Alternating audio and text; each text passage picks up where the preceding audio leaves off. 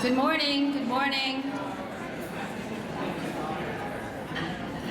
Good morning and welcome to the 2019 Groton Business Update. My name is Peggy Roberts. I'm the president of the Greater Mystic Chamber of Commerce. And I want to thank you all for taking time out of your busy lives to be with us. So thank you very much, I appreciate that. I want to tell you we do have a tight program today, so I'm going to go through this. Please continue to eat your breakfast, enjoy your breakfast. We have some great speakers, 3 really great speakers today. Before I do open the program, I want to announce that the Chamber will be having a business before hours on June 20th at Fairview in Groton at 7:45 a.m. and we will be having a special guest there, the new Sub-Base Commander, Captain Todd Moore. So if you'd like to be there, please check our website and we'll have more information there as how you can sign up. Today's event is due to the generosity of a number of different sponsors. We want to thank them very much for making this such a successful event. Our top sponsor, Groton Utilities, thank you very much. Marriott Hotel, Mystic Marriott Hotel and Spa, thank you as well. The Chamber of Commerce of Eastern Connecticut, Coastal Funding Corporation LLC, Navy Federal Credit Union, Mystic Aquarium, Mystic Seaport Museum, Advanced Improvements LLC, Chelsea Groton Bank, and Groton Shopping Plaza. Thank you very much for your help.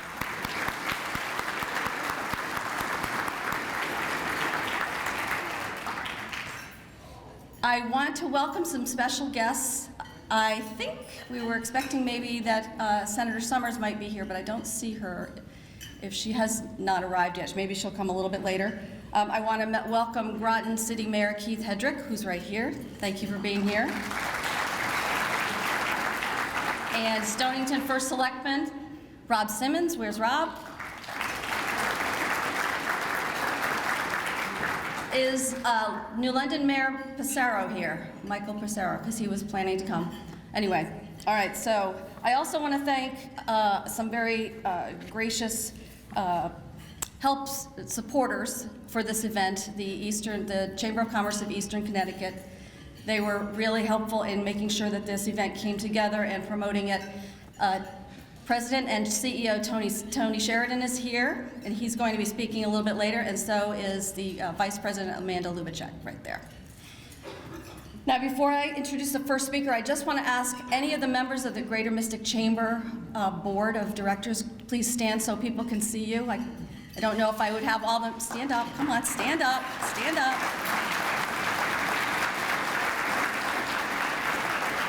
They're working really hard for this chamber, and we really appreciate their efforts.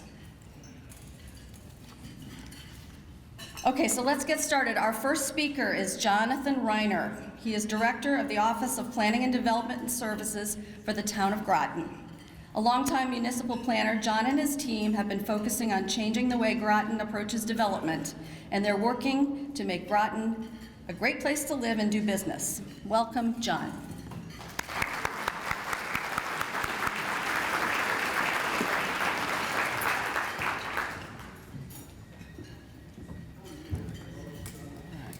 Good morning, everyone. So I think the worst thing about speaking at engagements like this is that you don't get to eat your bacon before you get to talk, and then it's all cold and gone by the time you do finally go. So I thank everyone for coming this morning, and I am on a tight timeline, so we have a number of speakers here today. So I got to make sure I time myself here so the big hook doesn't come and grab me off stage.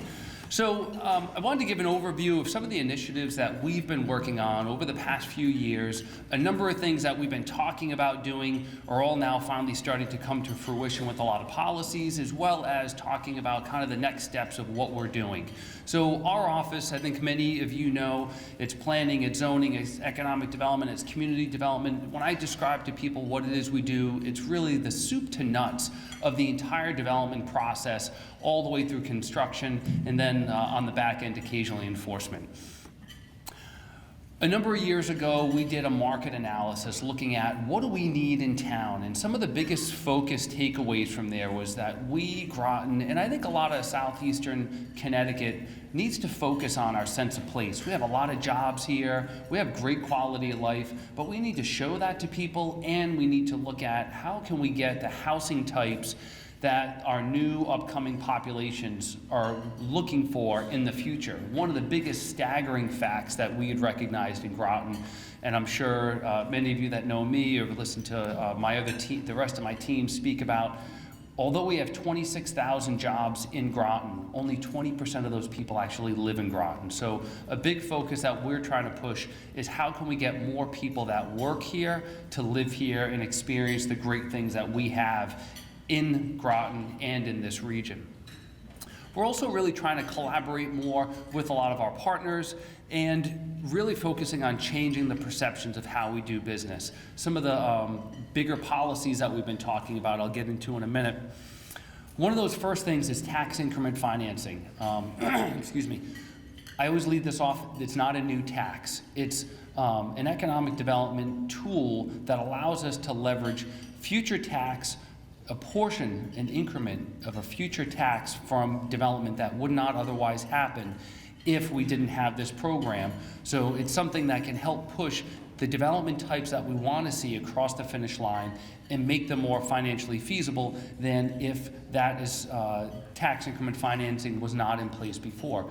We've been working on this for a number of years. The town and the city of Groton have been working together. We both adopted policies for having tax increment financing, and we have public hearings scheduled for July and for September to finally adopt these programs. The districts that we're looking at initially, downtown, the Route 1 area in Groton, as well as the Thames Street and Five Corners within the city of Groton. We really think this is a tool that's going to help make new development in Groton happen and the types of developments that we want to see. If you have questions about any of this stuff, please ask myself or any of the members of my team afterwards. Again, those district areas, the town for 20, 30 years has been talking about how can we revitalize our downtown? Why haven't things changed? The same goes for Thames Street and Five Corners.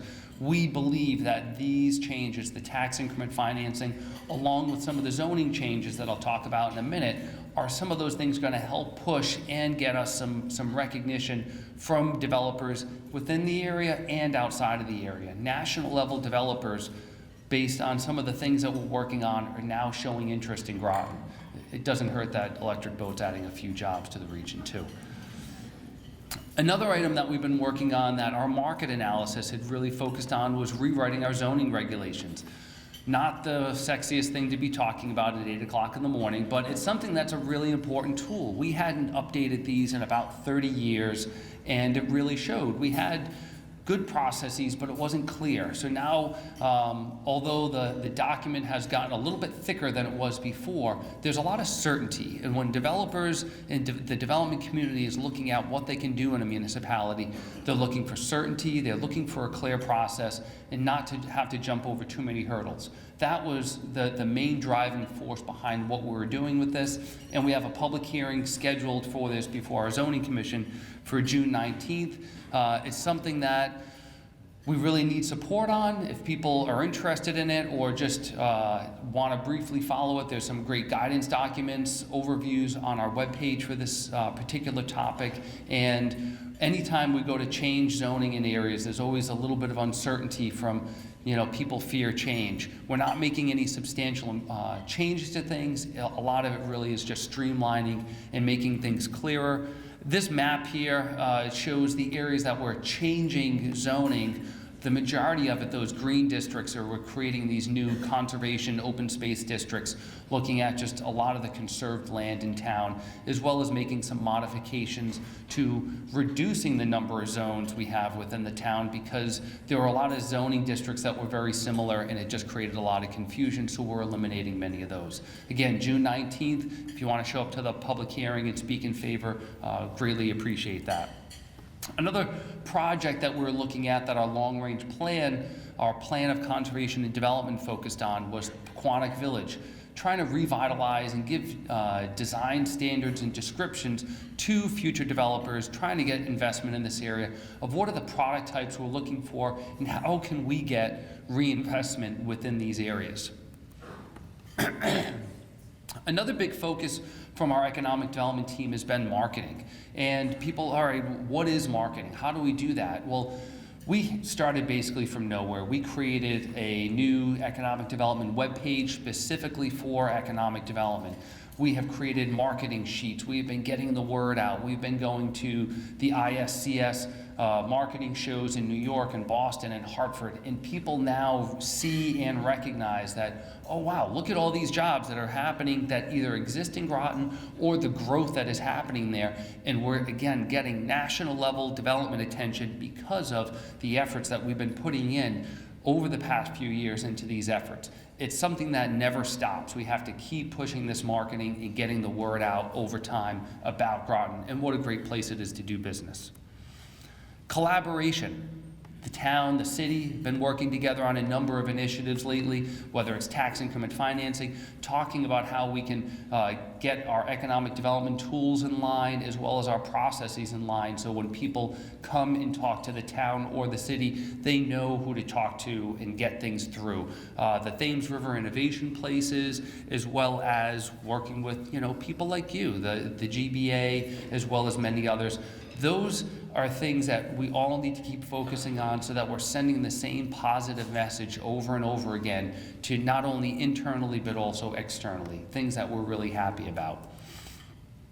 So when people talk about, all right, well, what do you do? Is it just creating plans and policies? Well, that's a piece of it. And what the public sector does and what our office does is, again, one component of that. There's our plans, our policies, our regulations. There's the investment that we make not only in our time, but in our capital and our infrastructure, as well as how do we bring in that private investment. And that's a lot of what we're looking to do and trying to catalyze in the area. So when we're thinking about redevelopment, one of the big focuses that our office has been pushing on for the last few years is the redevelopment of a lot of our closed schools. When I first started here, we heard about the Mystic Education Center, about the Seeley School, about Groton Heights, and these great assets that the town has. Some had been closed for a while or underutilized. And when I looked at the Mystic Education Center, back in the late 70s, the town was talking about what can we do with this property. I think the first town council minutes that I came across from when the council was debating the future use of this property, I think I was a year old at that time. So there's been a lot of fits and starts, and fortunately the town and the state a number of years ago decided, hey, how can we work together in the joint marketing of this property? And now we went out to bid, and we've been working with a preferred developer. We don't have a signed contract yet, but between the town and the state and this developer, we expect in the next few months to make an announcement of the developer that we're choosing, and we expect a development of significant potential happening there. It's going to be a new village. It really is. It's going to utilize the existing historic buildings there. It's going to be a grand slam. I think it's something a lot of people are going to be really proud of. Same goes for Groton Heights. I think, something, not a new village, but something also substantial and good is happening. That building will be preserved. Thayer Mahan, an existing business within the town, is expanding and is going to be taking that space in the city of Groton. Been working with the mayor and his staff on that, and it's been a really nice effort moving that along. That's going to be 40 new jobs in the first phase, and then another 40 jobs in the second phase that they have on that property, keeping that historic building. The Seeley School, we went out to bid on that, and we're negotiating or beginning to negotiate with some developers on that site. We expect a high-end multifamily development for that property, something we're really excited about. And then Gold Star Highway is another property that we've been working on for about 4 or 5 years now, that we had received via tax sale, and working with developers and partners, and it's taken a little bit of time, but we've actually attracted national level developers looking at a multifamily development project there also. All of these more details will be coming out in the next few months as letters of intent and purchase and sales agreements are signed and brought before the council literally just in the next few months. Upcoming, Colonel Ledyard School, we still have to work on that one, as well as Pleasant Valley School. A lot of interest from people on multifamily housing, and you're gonna see a theme. So what were we talking about in the beginning? That improving the sense of place, that 80-20 of how many people live here versus work here. That is going to change substantially with the pressure and the focus that we've been getting from a lot of developers about building multifamily housing. So, people have been saying, oh, well, you've been talking about this zoning, about this TIF and these policies for a while. When are we going to start seeing things? We're going to start seeing a lot, and there's going to be a lot of development happening here, more than we've seen in a very, very long time. Another project we've been working around on, and for anyone that sometimes lives in the town or the city or people outside, is how do I get around? Where are things? A wayfinding signage program. Different than highway signage, but more for the visual, either walking around, driving around, people that are unfamiliar, directing to different areas around the town. Something that we've been working on for a couple of years through a plan. We adopted or finalized that product, and we're looking over the course of the next year to be building a couple of these signs and some pilot projects to give people an idea of what it is we're actually talking about. Our community development program, year after year getting $800,000 grants, improving our low mod income housing, and that's something that, again, little by little, we see big improvements happening around the town. Quite a bit of new business happening in town. A few years ago, I think I'd been here a year and a half, a lot of people were really scared because there were a number of vacant storefronts in Mystic. Now I'm hearing about there's too much happening in Mystic. So it's interesting just the waves of things and how much people now want to be in Mystic. It's really great, as well as downtown and some of the other areas in town. A lot of new restaurants, a lot of expansions going on around town. Central Hall looks absolutely gorgeous, almost done. Again, some of the relocations we're seeing and the growth of businesses as they relocate. A lot of growth in restaurants and other service industries, as I'm sure people have seen around town. And if you haven't noticed these, drive around and look around at some of these new storefronts. You'll see, oh wow, look at that changed. And it's sometimes not until, excuse me, that we point these items out to people that they notice that new business, that, Jushu Sushi went, from where they were across the street, where there's a new bank now, into, an older building, and they renovated that, as well as many other things along those lines. We already have new housing and apartments under construction. Route 12 and Gunji-Wamp Road, there's about 146 units that AR Builders is building. We have another 20 units that are happening right in the Aquatic Bridge area over on Fort Hill Road, and there was another 19 units built right across the street from there not long ago. So again, what we come back to constantly when we're thinking about what are our next steps, what are the things we want to focus on, it's that improving that sense of place, having people focus on the quality of life. How can all of you help in the things that we're doing? Focus on the good things that are happening in Groton, or the good things that are here, the open spaces that we have, the tremendous amount of waterfront, a little bit of investment that's been happening lately in our school system, not only for the town, but also with Grosso Tech. When I talk to people about our schools, there's $300 million being invested in schools in Groton right now, between Grosso Tech, the new middle school, and 2 new elementary schools. That is unprecedented when you talk to people about what is happening in their towns, in their regions. So some of the things that we're working on next, I had somebody ask me recently, so when you're done marketing all these schools, are you going to start dialing back your economic development initiatives? No way. There's a lot more work to do. We've been working on an economic development strategy to kind of figure out, all right, what is that economic development 2.0? Now that we have a baseline built, we have the website, we have the marketing materials, now what do we do? Again, continuing to work on the excess properties. It's one piece to get the developer involved and sign an agreement. Now we have to take them through the approval process. Getting those more people who work here to live here, to play here, to spend their money here. Our transportation network, looking to improve on that as time goes on. Emerging and growing our existing businesses and sectors that we have. What are the off spins that we can get from other businesses like Electric Boat and Pfizer? That's something we're seeing a good amount of growth in, promoting those educational assets, And again, I can't stress enough, the more positive all of you are about all of these things, the better it reflects in our long-term marketing. And then just how can we get Groton to be a place where people are connecting and investing economically? So that's how I wanted to wrap things up today. A quick touch upon what we've been doing over the past few years and really the focus of the last year. And I don't know if we have time for questions. Nope, okay. Well, thank you very much. I hope everybody has a good rest of the morning.